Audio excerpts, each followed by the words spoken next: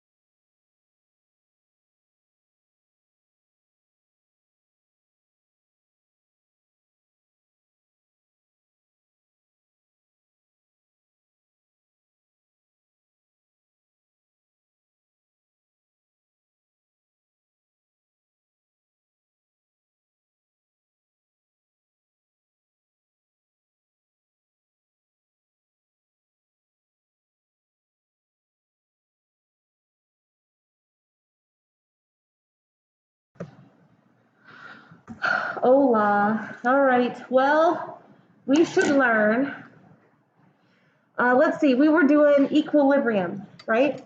And when we were doing equilibrium, I had mentioned that you could calculate K and you could calculate Q. Also, you could have to use a rice table. That's the new thing that we're going to focus on today. And so let me re-explain the rice table using that first practice problem that I attempted to like speed through yesterday, and it was a bad choice. But I'm going to try that again. And then there are a million different problems that we're going to do so that you can see the different ways that this rice table can be used, okay? So let's just do 100 problems. Ready, set, go.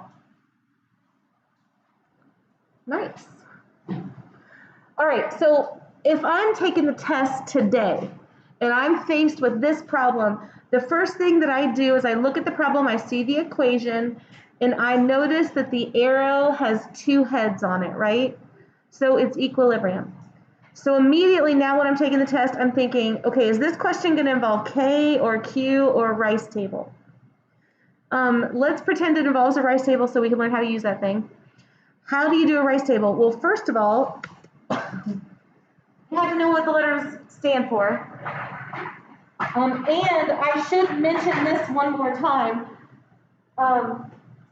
In the real world, they're going to call it an ice table, but I call it a rice table. So that's just like a me thing. Know that when you go to college, if you say rice, they're going to look at you weird. But Anyway, the R in my mind stands for reaction, so I'm immediately going to copy the reaction that's given to me in this problem. And copying it correctly is half the battle, I swear. Uh-oh, I already made a mistake. There we go.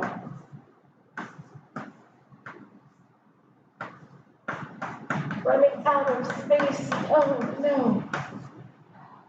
Okay.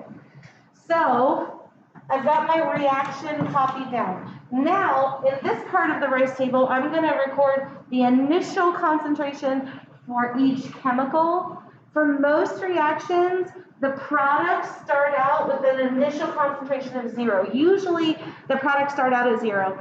It is very possible that they could tell you they're going to dump some products in that beaker, and so there would be products present at the beginning, but that's rare. But it is possible. Okay, now I look to see what could I fill in. Do they give me the initial concentrations for these two chemicals?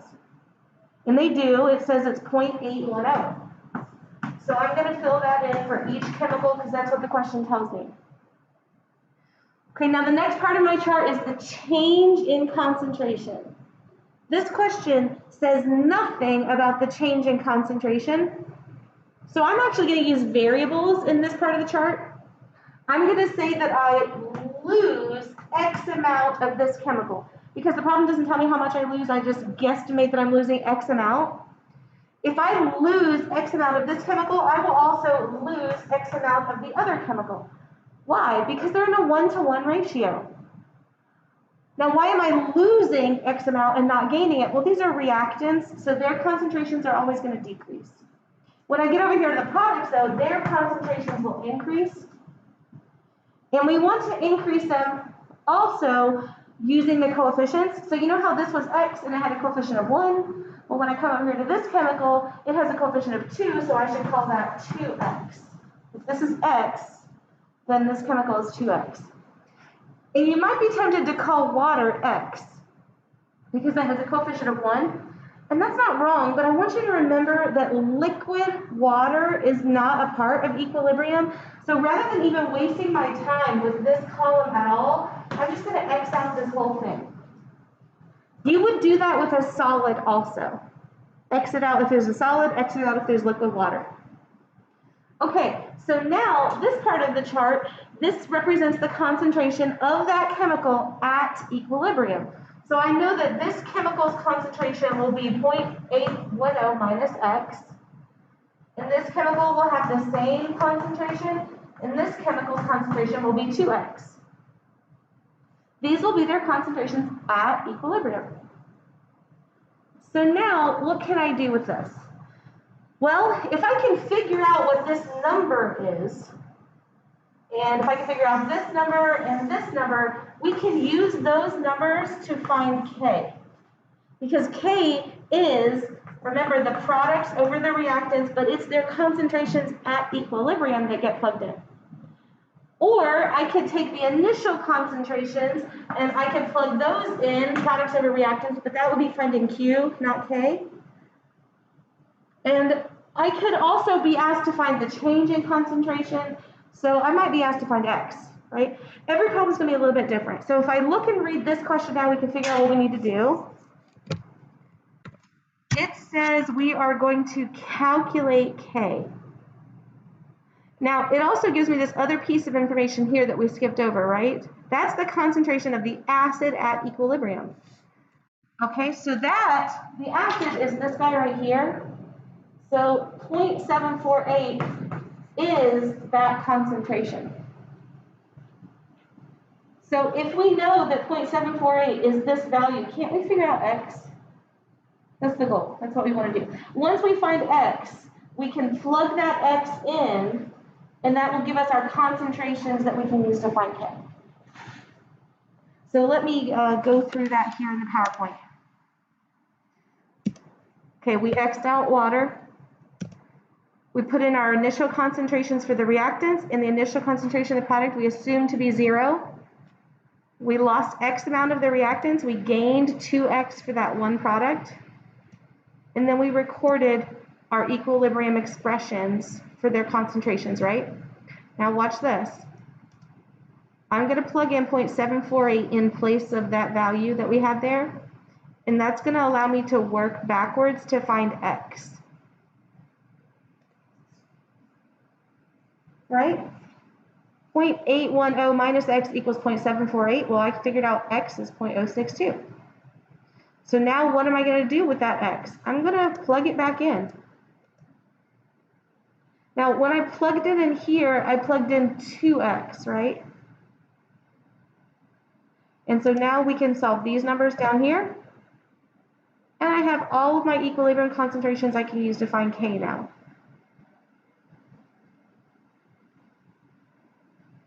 Okay, so make sure that you grab these numbers and you do products divided by reactants. But look at the way that I set that up. I have my products divided by my reactants. Do you see how the two reactants here are multiplied? Some people try to add those. I don't know why, but we want to always multiply the two reactants or two products. Why did I square this? Yeah, there's a coefficient on this chemical of 2. So that's going to result in an exponent here. The other chemicals had coefficients of 1, so they just were raised to the first power. And all we do now is we throw it in our calculator and we have K.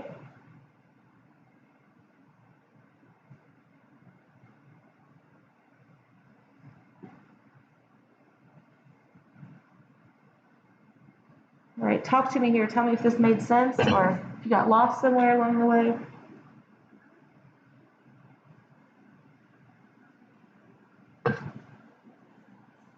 Okay. Right, Josh, is it making some sense?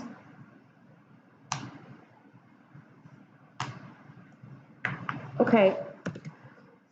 So before we jump into another problem, I want you to think about this answer to K. This number is less than 1. So would we call that reactant favored or product favored? Remember? Reactant favored. Now here's how I know that. If this K is less than 1, which one's bigger, products or reactants?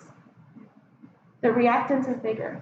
So that's why we're calling it reactant favored. There's more reactants and there's less products in order for that K to be less than 1. So think about that. There's more reactants. I want you to look back at these concentrations that you found. Here's the reactants.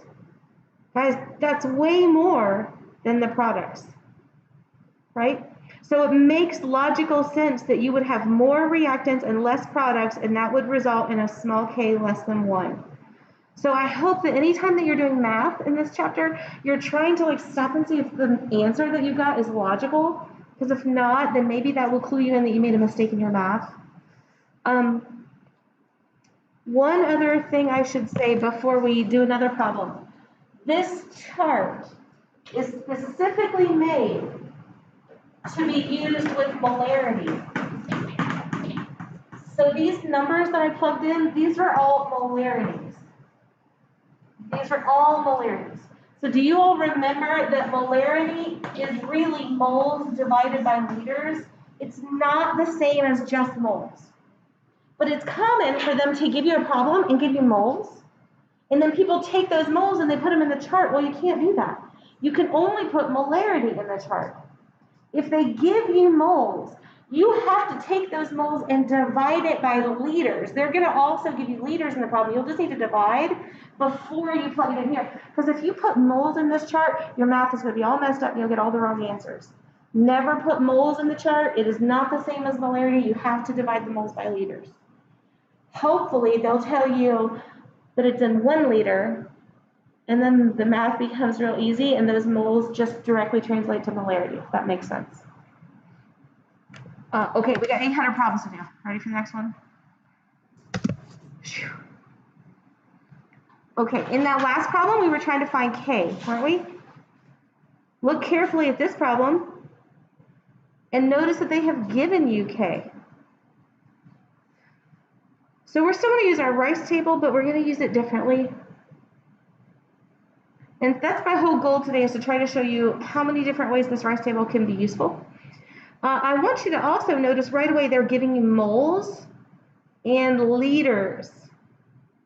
So you have to do moles divided by liters before you plug any numbers in this chart.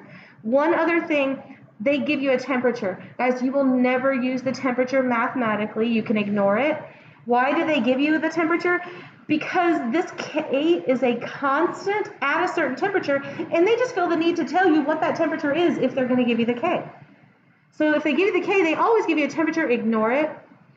And please realize that they could give you the temperature in Kelvin. So if you're not reading slowly and carefully enough, you're going to see that Kelvin symbol, and you're going to see the letter K and go, oh, that's K. But Kelvin is not the equilibrium constant, so watch out for that. Okay, so first thing I'm going to do is copy my equation here.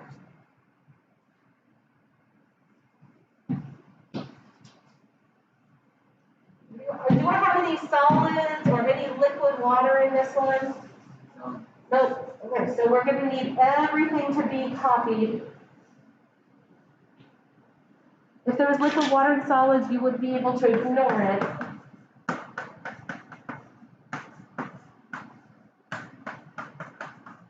Okay, now as soon as I get that copied, I'm going to go to the problem and see what numbers I have to fill in.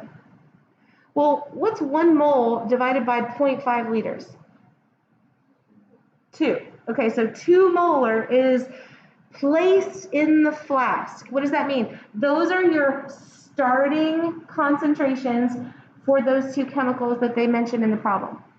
So this chemical starts with 2 molar concentration, and this chemical starts with 2 molar concentration. Do they say anything about placing HI in the container?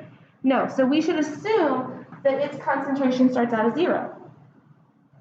Okay, now that's all the numbers that I have to fill into the chart. So the rest of the chart we have to fill in from our brains. I'm going to say that H2 loses X amount, or H2 decreases by X amount. So how much will I2 decrease by? Also X amount. And what happens over here? It increases, right, by 2X. Awesome. So now what do? I'm going to just combine the initial and the change in concentration. My equilibrium concentration will be 2 minus X. And for the other chemical, it's also 2 minus X. And for our product, it's just 2X. Remember what we could do with those? We could find K. If we could figure out what this number is, and what this number is, and what this number is, we can plug those into products over reactants, so we can find K. Right? All right, so they've given us K in this case. It's 55.64. So what we're going to need to do is plug that number in for K and plug those expressions in on the other side of the K and then solve for X. So we're kind of working backwards from what we did last time. Last time we had to use these to solve for K. Now we're going to use K to solve for these. Let me go ahead and fill in these numbers. It's products, 2X, over reactants, 2 minus X, times 2 minus X. Take those 2 reactants and multiply them together in the denominator. There's one thing that I've left off here. Can you notice it? What have I done wrong? What's that? Exponent, exactly. And that's the thing that people always forget. So I'm trying to emphasize that. If there's a coefficient on this chemical of 2, then it's going to have an exponent of 2 on it right here. So the coefficient will affect 2 parts. It will affect this variable. It will make it 2x. But it will also affect the exponent here. All right, now, before we go any further, tell me what this is, 2x squared. If you just simplify that, what is it? 4x squared, but I can't tell you how many people say it's 2x squared because they forget to square the 2, and I just want to point that out so you don't make that little mistake. So it would actually end up being 4x squared. Okay, now, I'm not going to simplify it, but I'm going to simplify this down here. Check this out. Can't I make this just 2 minus x squared? And if I do that, it might be obvious to you now that you can start to solve this problem by taking the square root of both sides. Okay, so if I take the square root of both sides, then I'm going to be able to easily solve for x. Let me go back to the PowerPoint here and work out those numbers for you. Okay, so if I square root both sides here, I can figure out that x is 1.58. You'll have to do a little algebra after you do the square root to both sides, but you guys can do that, I'm sure, and find x. So you see how in the last problem, we were using x to find k, now we're using k to find x. One thing, guys, do you realize we have not completed the problem yet? Everybody gets to the point where they find x and they go, I'm done, I found x, but that's not your answer. You see what the question wants? It wants the concentration at equilibrium. It wants to know what is 2 minus x. And it wants to know what is 2x. So once you find that x, you've got to plug it back in. Okay, so just don't forget that last little part. When I plug it back in, here are my final answers. I get 3.16 for HI, that's 2x. And then 0.42 for the other two reactants, that's 2 minus x. There's my answers. Now I'm done.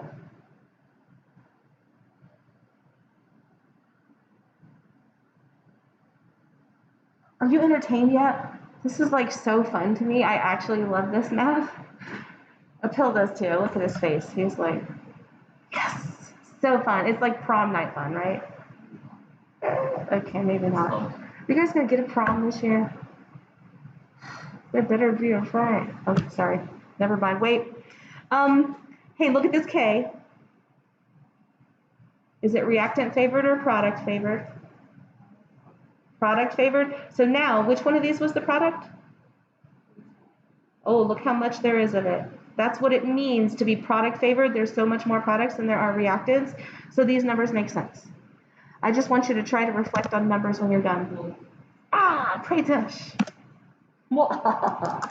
Sorry, I want you to set this one up and just plug in your numbers into your chart first, and then we'll see if you got that part right.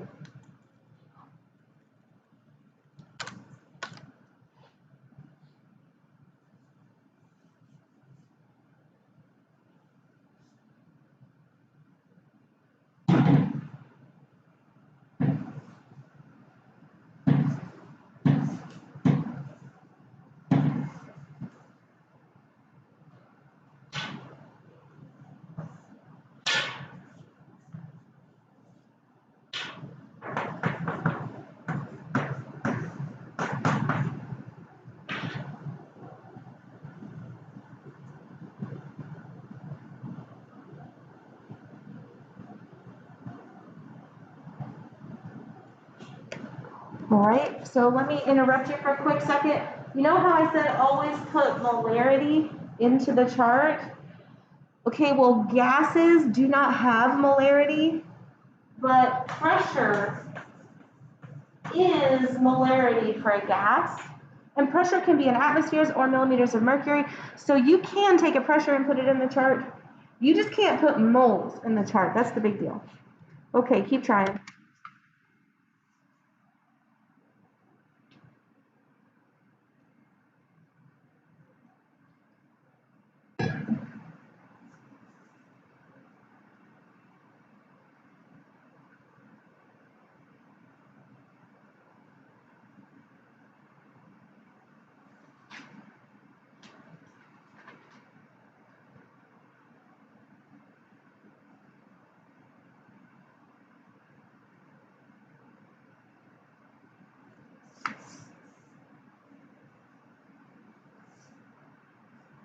All right, let's look and see if you've got what you should have so far.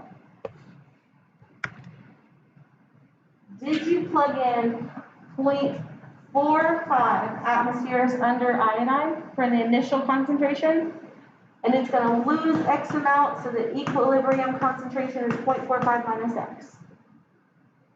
Okay, this question does not say that they placed I alone in the flask, just I2.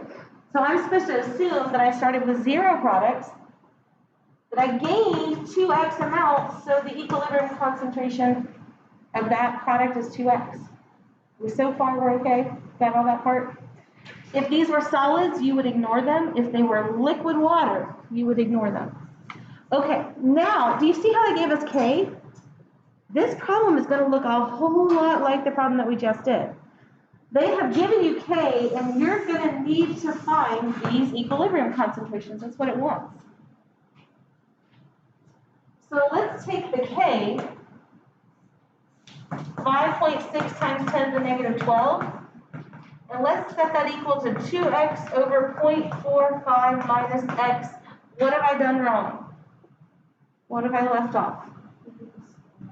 Got to square the top one because it's got that coefficient of 2. Awesome. Now, I don't want you guys to walk away from here thinking that you're only going to do problems with coefficients of 2. I've tried to keep things pretty similar from one problem to the next, but you could definitely have coefficients of 3, and then you would be cubing things, right? Okay, so hang on. Do you see how I don't have a square on the bottom? So I cannot just square root this thing like I did in the last problem. Here's the giant pain. In order to solve this, you would have to actually do the quadratic formula. No. Are we going to make you do the quadratic formula? No.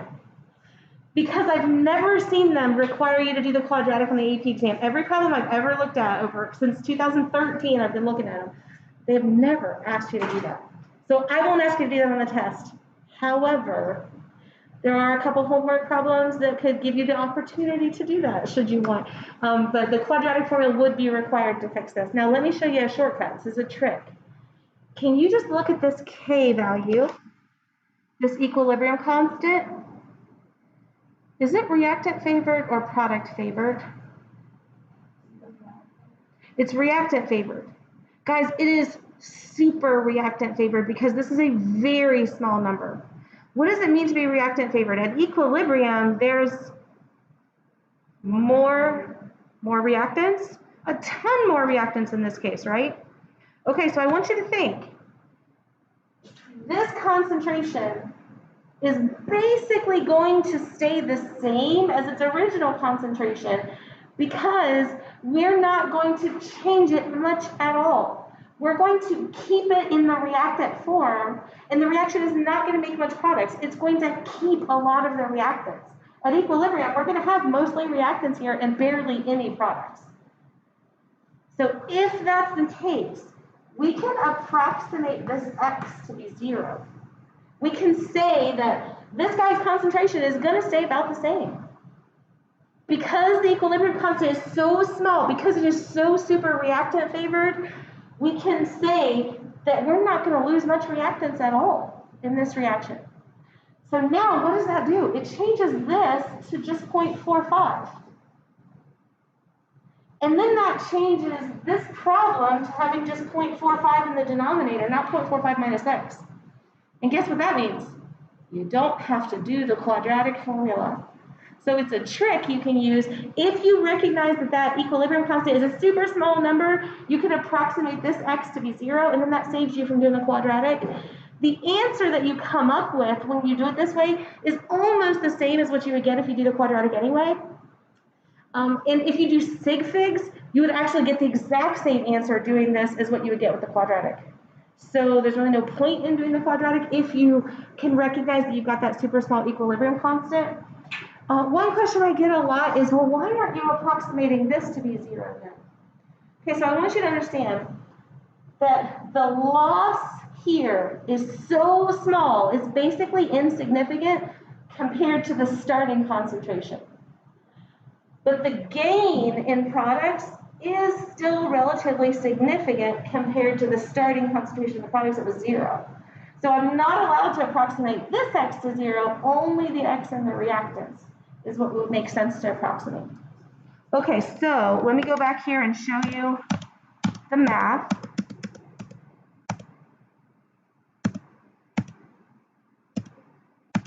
I get 7.9 times 10 to the negative 7th if I find x by getting rid of that, the need to do the quadratic, right? Do you see how tiny that x is? Guys, that's why we're allowed to skip the quadratic. That x is so small. It's basically not important What is 0.45 minus 7.9 times 10 to the negative 7th? It's still 0.45 if you do sig figs, right? So you cannot have to do the quadratic that way. All right, so what am I going to do with x? Plug her back in. Please don't forget that step. So what do I get? I get about the same concentration for the reactant as I started with because we're doing sig figs. But the concentration of the product is going to be something other than 0 that I started with.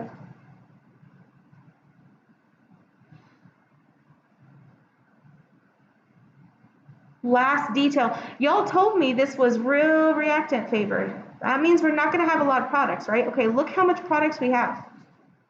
Barely anything. And the reactants basically stayed the same. Isn't this fun? Doesn't this make sense? You guys are not as excited as I am. That's so weird. Maybe the next problem will do it for you. We'll see. Okay, so technically when you do this kind of problem that requires the quadratic, you can only approximate that x to be 0 if you have a real small equilibrium constant. If you have a big equilibrium constant, you're not allowed to do that, and the quadratic is something you would have to mathematically do then. But I won't put that on the test. No quadratic on the test. All right. There is a quadratic formula song on Google Classroom if you would like to hear it and relearn how to do the quadratic formula. But we're going to skip that for time's sake. It's a snow day, took away all of our fun. Oh, sort of. Never mind. Okay. Okay, I've still got another thing to show you with how to use this rice table. It's going to be a different approach this time. So let's just start by trying to plug in the numbers that you see here. See if you can set it up.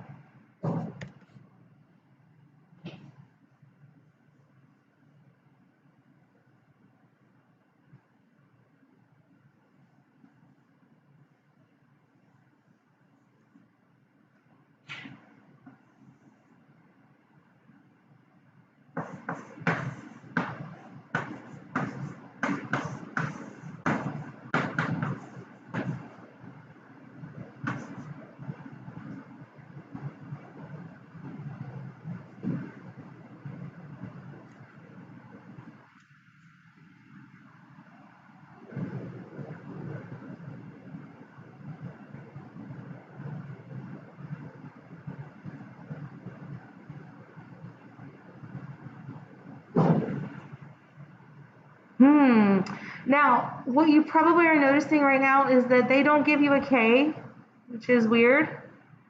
And instead they give you something like total pressure. All right, so we're going to have to figure out what to do with that. But can you just start by telling me where this 1.6 number is going to go in the chart? And it's going to go under the initial area, right? Okay, 1.60. All right, what should this be? 0, and this is 0. How about this? Minus x, and this is plus x, plus x. So this is going to be 1.60 minus x. This is x, and this is x. Are any of these liquid water? Nope. Are there any solids? Nope. So we did have to keep them all in the chart. I want you to recognize they're all gases.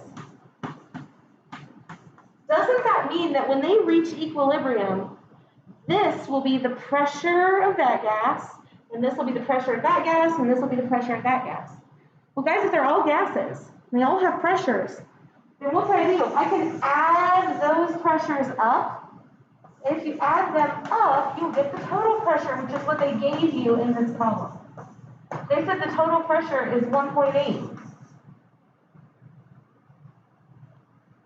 So how am I going to solve this problem? I'm going to say this plus this is equal to 1.8. So 1.6 minus x plus x is equal to 1.8. I can solve for x that way.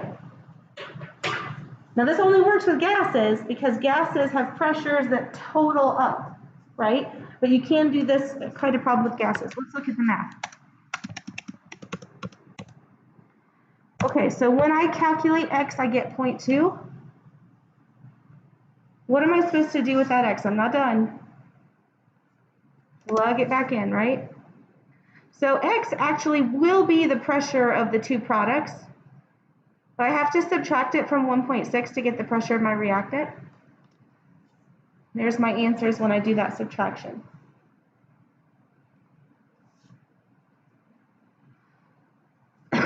Okay, finally, do these answers make sense?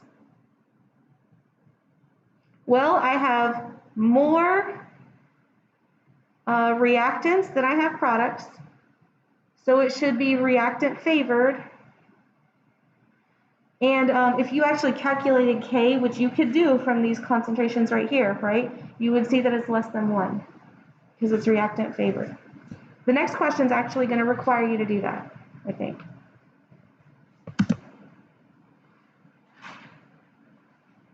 Yep, so the next question is going to ask you to find K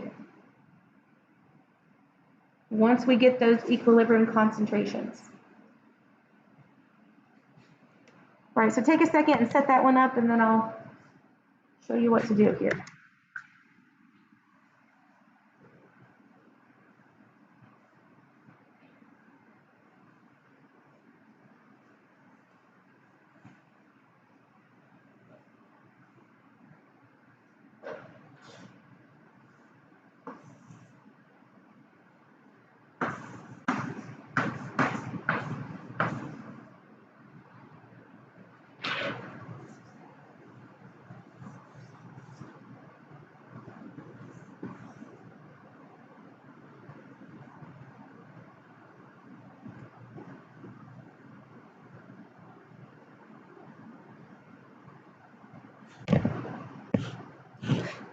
All right. What am I going to do with that 4 number, 4 atmospheres? Where's that going in my chart? I, C, or E? E, and it's under the last chemical, right? The product? Right there. How about 123? E for the first chemical. Sweet. Okay, if the question wants the total pressure at equilibrium, what are you going to do? Literally just add these two things together, because this is the pressure and this is the pressure, so you just add them up. The total pressure is 127 at equilibrium. Well, what if the question wants K? Well, then I'm going to do products divided by reactants. So 4 divided by 123, but what am I missing?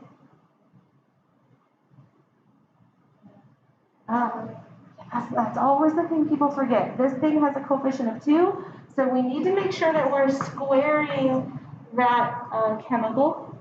The coefficient of 2 makes it have an exponent of 2. Now when I do this math, I'll have K. Now the question asks a third question. It says, what is the initial concentration of Cl2? So we're going to have to work that out. We're going to have to figure that out, right? So let's go ahead and look at what I have here in the PowerPoint. You see I put 0 in as my initial concentration of the product. And then plus 2x is over there, and minus x in the reactants. And I put those equilibrium concentrations in. From this, can't you figure out what x is? 0 plus 2x equals 4. Well, what's x? X is 2.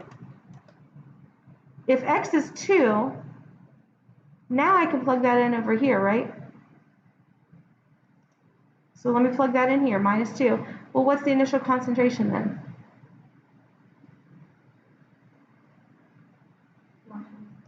125, there you go.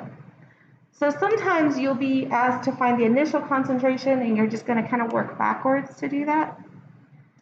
But remember, we also had to find the total pressure, and we had to find the equilibrium constant, which is 0.130. Guys, this is a small equilibrium constant. Does not mean it's reactant favored. Doesn't that agree with the fact that the reactant has a huge pressure and the product has a very small pressure?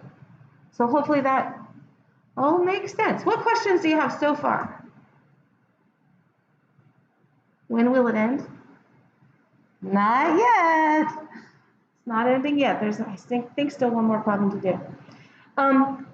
Hopefully, though, you're seeing the usefulness of this chart. So this chart can be used to find K. It can be used to find the total pressure. We can find equilibrium pressures. We can find initial pressures. Lots of different kinds of questions could be asked using this tool. I've seen them on the AP exam ask you to just set it up, and that was worth a point. And then doing the actual math was a second point. So we want to know how to set it up. But if you can do it mentally and they're not asking you to show your work or set it up, then that's acceptable. So you don't always have to set it up, but if they specifically require you to, make sure you do it. I thought I had a question, but it was about if some of them are gases and are being solid. Yeah, so that's a great question, actually. If one of these things was aqueous, then you would not include its concentration here when you total up your pressure. So you're absolutely right. You only add up your gases when you're doing total pressure. And there could be like an aqueous thing or a liquid or a solid mixed in there. You would ignore liquid water, but you don't ignore all liquids, just liquid water too. Cool, that's good questions. Let's try this one. Guys, this is the exact same equation here, so don't erase a bunch of stuff. It's the exact same equation. You're still going to have the same equilibrium concentration of Cl. It's 4. But this time they gave you a K. Now, why is this K different from the K that we just found in the last problem? Or why could it be? Do you remember K is a constant at a certain temperature? So they could change the temperature, and then they could give you a different K. Actually, I think this is almost the same K, but it's slightly different. So they must have changed the temperature if it's a different K. That's the point. Okay, now let's go ahead and fill in what we know.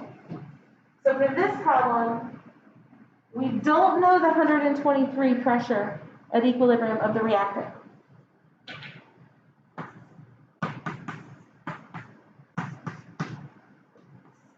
So this is all we know right now, right? We don't know this pressure at this time of the reactant. So how in the world are we going to find this initial concentration if we don't know this? Well, we know X is 2. We figured that out. And so we know this X is 2 here. But how are we supposed to find out the initial concentration if we don't have the equilibrium concentration? Any ideas?